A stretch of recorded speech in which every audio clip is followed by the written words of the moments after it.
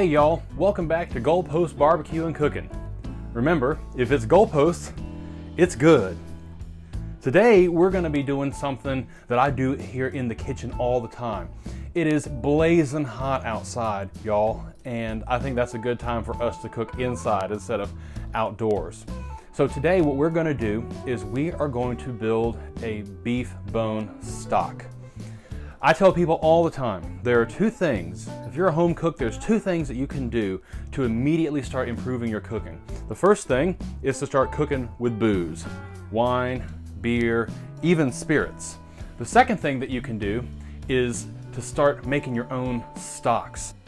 I think a lot of people are intimidated by stocks, but there's no reason at all to be intimidated. You'll see that there are just a few simple ingredients, and the biggest component of it is time. Now, typically when I cook a beef stock on the stovetop, it sits for 24 hours. It's a long time to be sitting on the stove with a flame burning under it. So here recently, I have adopted cooking instead in an Instant Pot. So that's what I'm going to do today. Now, if you don't have an Instant Pot, you can use a crock pot, you can use your stove top, and I'll tell you how to handle that here in just a little while.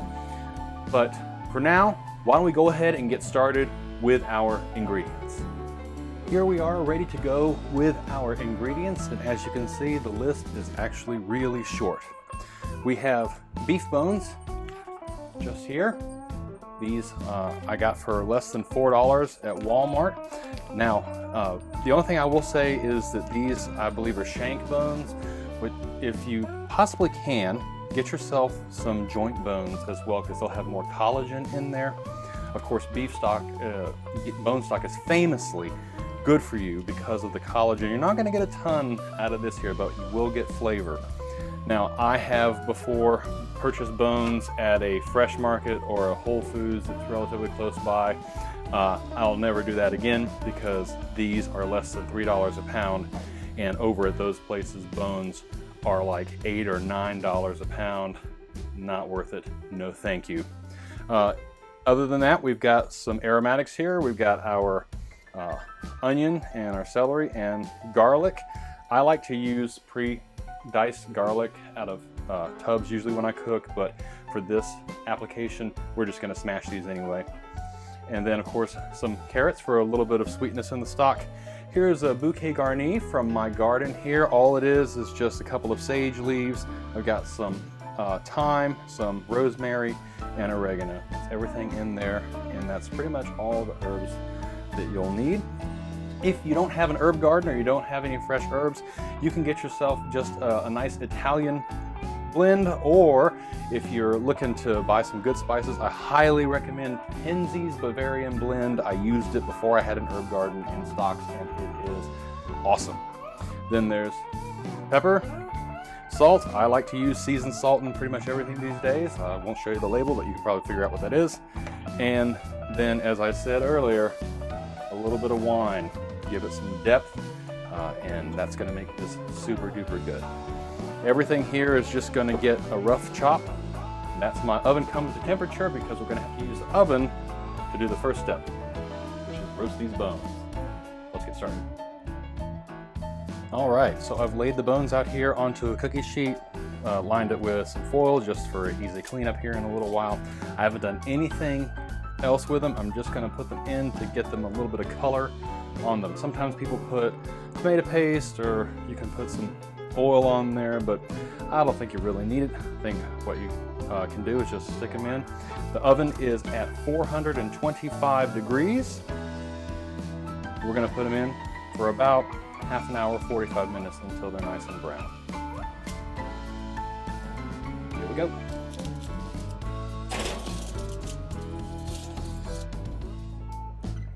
Gonna start smelling real good here in just a minute. After half an hour, our bones are ready. So you can see there's a little bit more color in there now. Just a little bit darker. I could have left them in. They were in there for half an hour, like I said, but I could have left them in there for 45 minutes if we wanted. And then they're just gonna go straight into our Instant Pot. Now, I'm gonna try and lay these out flat here, but you will see I don't know if you can tell or not, but there's a lot of fat that's on here. And we don't want to leave that out because that fat is going to be good for the flavor. So the bones are in. I'm going to set those over here. And I'm going to take the tray here and we're just going to tilt it up and let that fat drip in there. That's good stuff. We don't want to lose it. Okay, over here off to the side of the camera, we've got our bowl, our Instant Pot bowl with the bones inside, looking good, ready to go. Now it's time to get our ingredients prepped. All of these have already been washed, and I'm going to say that as I'm chopping these, you're going to notice that I'm not cutting them finely. I'm just going to quarter them, cut them into big chunks because I'm not planning on using this as a stew or as a soup. If you were making a soup, you'd want to cut them into more bite-sized pieces, but that's not what we're doing here today.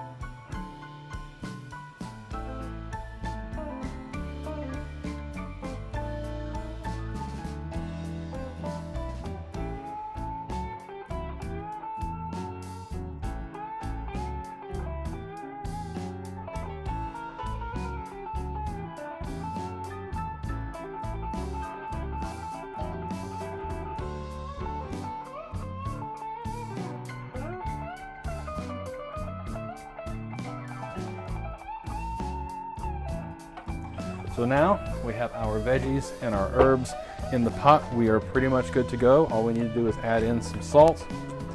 Now I like salt. Anybody who's eaten my food can tell you that. I often have to tone it down for folks. So I just kind of go in like this. If you're making this bone broth for the purpose of drinking it, you might want to hold off on that salt. But I'm making this for soups. I'm making this for veggies. I like to put it into black-eyed peas or into other vegetables. Of course, this is great for chilies, for red or dark soups and stews, all that stuff. I put in lots of pepper too, y'all. There we go. And if there is a secret ingredient to this, it's this here. A little bit of wine. What am I doing? Excuse me. This is a beef stock. I was in chicken stock mode. There we go. So, it doesn't have to be expensive wine. People say don't use a wine that you wouldn't drink. Well, guess what? We don't really drink wine in this house. So, as far as I'm concerned, this is a drinking wine, and that's what I've used today. All right, I think I'm going to add in one more thing. Just a little bit of Worcestershire sauce. Since it's a dark, this is on the fly. Now, sometimes people do things like put in parsnips, or they'll put in like ginger, or they'll put in whatever, shallots, you know. If that's what you want to do, if that's what you like, throw it in. There's no reason at all not to do it. This is your party, and you can invite who you want to. This is who I've invited, and it smells heavenly. Now all we got to do is fill it up, get it on the Instant Pot, and we're going to cook it for 4 hours. It's a long time, I know, but trust me. On your Instant Pot, you're going to find that there is a max line right here. It's about 2/3 of the way full. Now, I've heard a lot of people who say you need to use filtered water for this. I am laughing at that notion. No way. There's your water right there. It'll be just fine and it'll taste just as good. So you're just going to let it fill up to that 2/3 line. And then we'll be ready to put it onto the pot. This base will be really good in use for like a French onion soup too. If you've ever made or never made those, I suggest you give it a try. I'll make one of those in a future video for you. All right, so there's that 2/3 line. It's filled up all the way. And we are ready to cook. All right, now y'all, here's the moment where things change. If you are using an Instant Pot, then you can follow what I'm going to do here and you'll be a-okay. If you're not using an Instant Pot, you can cook this on the stove top. You just fill up your pot, and you can use the size of pot that you like. But at any rate, you'll fill up the pot, and then you bring it to a boil and then let it simmer. You're going to want it to simmer for like 24 hours. It's a long time, I know, but we really want to extract that goodness out of there. If you use a crock pot, you can do the same thing. Just stick it in a crock pot and you put it on the longest cooking setting that you have. It's probably 12 hours if yours like my crock pot. And once that 12 hours is finished, do it again. You want to get as much as you can out of here. These things are really wonderful because they extract so much flavor in so short a time. 4 hours in an Instant Pot seems like a long time, but believe me, it's going to pay off for us. So what we're going to do is we're going to pressure cook, and we're going to roll this up to 4 hours. It'll take a minute.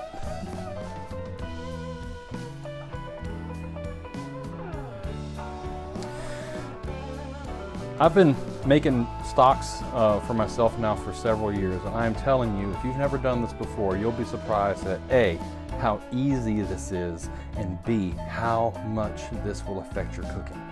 This stock here I'm making just to keep for later. So I'm going to stick it in the freezer once I'm done with it. It's going to count to 10 seconds and then it's going to start the cooking process, and it'll be ready to go in about 4 hours. All right, y'all, we are underway. I wanted to clarify a couple of things that I said in the video earlier. The first has to do with cooking with alcohol. Now, it is true. I tell people all the time that if you want to up your food game, an easy way to do that is to start to cook with alcohol. But if you don't want to do that, you don't have to. Some people in stocks like to put in vinegars, and some people just leave it out entirely. That's up to you. And if you have a substitute, I'd love to hear about what you like to put into your stocks or into your food in general.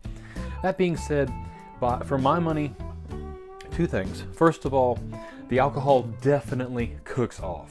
When you cook with alcohol over the stove, you can smell the alcohol burn off, and after it's burned off, you get that aroma that is unlike anything else. And the second thing is, and it's along those same lines, putting the wine into here gives this a depth of flavor that nothing that I have found will substitute properly.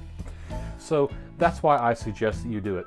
If you're worried about there being alcohol or booze in the food, it's going to burn off. There will not be alcohol in your food if that's a concern of yours, but there will be that flavor. The second is for applications. I misspoke earlier and I said red sauces or something along those lines. That's not really what I meant. What I mean is dark stews, dark or beefy braising and the like. So for this here, as I said, I'd use this beef stock for things like black-eyed peas or other beans. You could put it into collard greens if you want. I normally put chicken stock into my collard greens. or any other kind of greens. You can use it for gravies, you know, good brown gravies, mushroom gravies. That'll work super in there. Soups, as I made mention, onion soup is what comes to mind in particular. Chili, definitely. Anything along those lines, that's where you can use it. Basically anywhere where you would use a beef stock from a box, you can use this, and this is going to deliver to you way more flavor. I also mentioned the salt, and you saw me put the salt in here. Chances are, actually, when I'm finished with this, I'll think it needs more salt, and I'll probably put it in. You yourself, you can leave that salt out if you don't want it in there. You can put in more if you want to put in more. And I think I said this earlier, if you're going to be drinking it, you know, some people drink this straight up, cup or so a day. Hey, you know, you do you. Leave the salt out of it entirely. And finally, I think most importantly, when you're doing it, have a good time. Put what you like into it. After all, that's you cooking, to quote Chef John from foodwishes.com. At any rate, we're going to let this finish out here, and we'll be back to strain it and to package it up and get it ready for the freezer just as soon as it's finished. All right, so our stock here has finished cooking. It's been resting for about 23 minutes. The pin has not yet dropped, but I'm getting a little impatient, so I'm going to go ahead and depressurize here. And then as soon as this is finished, we'll open it up and take a look. The pin has just dropped, so let's see what we got.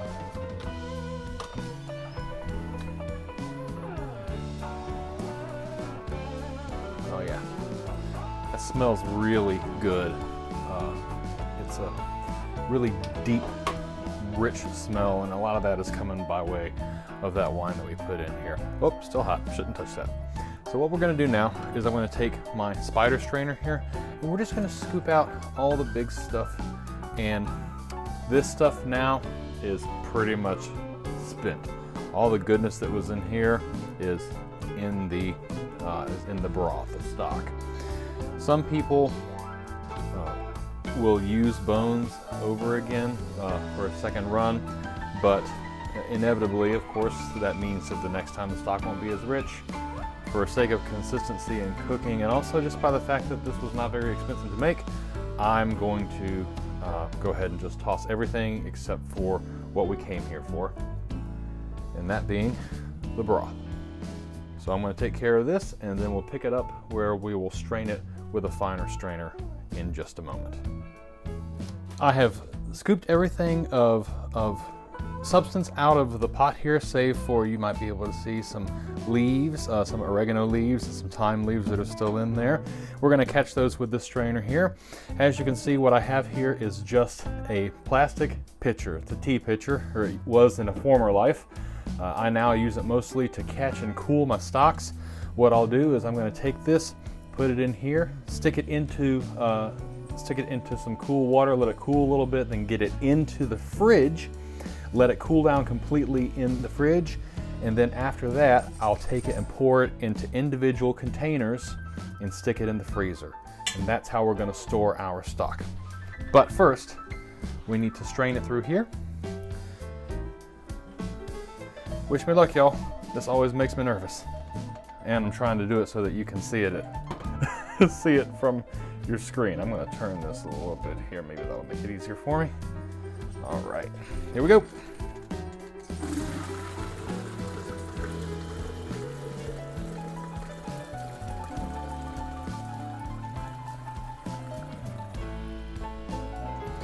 All right.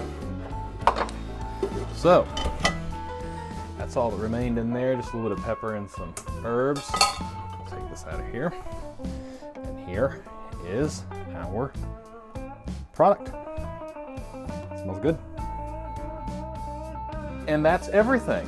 And that's all you need to do to make some stock. So we started out with just a few simple ingredients here, and what we were able to do was take those with some water after roasting the bones, put them into the Instant Pot, 4 hours in the Instant Pot, we sat on our butts and watched True Blood, y'all.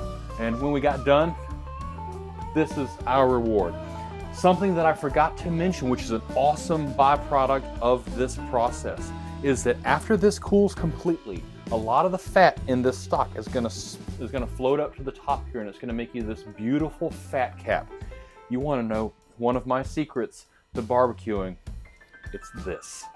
So this stock cap here, once it is set, is fat. It's beef fat, but it is flavored with all the herbs and all the goodness from the stock here. You can take it, you can stick it in the freezer, and whenever you want to put something make something with a little extra fat, for example, if you're cooking a steak out on the grill, or even if you're doing it over here on the stove, instead of putting butter on top of it, put this fat cap on it, and it will change your life. Just don't eat it raw, like my poor dear wife did when she thought that I'd put out some cheese one day. So anyways, thank you so much for watching. I'm gonna let this cool, and like I said, after it cools, I'm gonna take off that fat cap, and then I'm gonna put it into the freezer, and it'll last in the freezer, I don't know how long. I've had it last for several months in the freezer before, but you're gonna use this stuff. Trust me on that. If you enjoyed this video, you found it helpful, I do hope that you will like and subscribe to the channel here. I hope to do more videos. If you have something that you do with your stocks that I missed here, or if you think that I'm way off base, or if you try it yourself and it turns out great for you, make sure that you leave a comment. I'd love to hear from you. Like I said, I'm really looking forward to interacting with those who watch this video. Thank you so much again for watching Goalpost Barbecue and Cooking.